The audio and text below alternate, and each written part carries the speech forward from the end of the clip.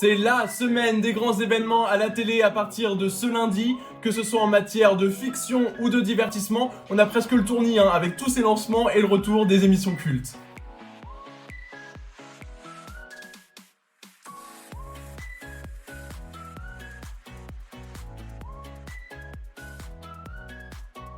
Que vous ayez pleuré toutes les larmes de votre corps devant This Is Us ou pas, il y a de quoi être curieux devant Je te promets, l'adaptation française de la série américaine diffusée lundi sur TF1.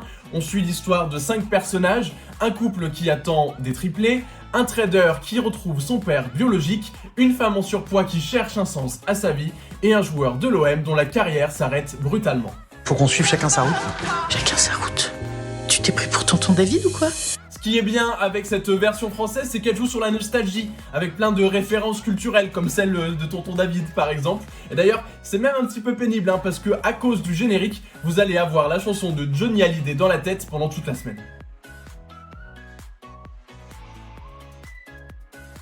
Karine Le Marchand et ses bottes en caoutchouc sont déjà de retour sur M6. Ça fait à peine un mois que le dernier épisode de L'amour est dans le pré a été diffusé. Et bien rebelote à partir de lundi avec les premiers portraits de la 16e saison.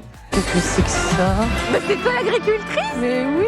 Vous avez demandé de la nouveauté, vous allez en avoir. Pour la première fois dans l'émission, une agricultrice lesbienne se lancera dans l'aventure, tout comme 2 candidats suisses. Ça n'était jamais arrivé auparavant. Et puis, comme d'habitude, L'amour est dans le pré, c'est toujours des personnalités atypiques et attachantes, à l'image de Nathalie, qu'on vient de voir, toutes de rose vêtues. Joyeux anniversaire à The Voice, les loups. Alors ça, c'est mon imitation pas terrible de Nikos Aliagas. Si jamais vous voulez voir le vrai, ce sera à partir de samedi sur TF1 pour la 10e saison de l'émission avec un jury inédit. On retrouvera Amel Bent et Marc Lavoine pour la 2e année consécutive, mais ce sera surtout le grand retour de Florent Pagny après 2 ans d'absence et l'arrivée de Vianney pour la première fois dans le fauteuil de coach. Vianney, prépare-toi. C'est énorme. On est une bonne équipe, Eh ben, je crois qu'on peut y aller. C'est donc parti pour plusieurs semaines d'auditions à l'aveugle qui ont été tournées sans public, mais vous entendrez quand même, et heureusement, des applaudissements préenregistrés.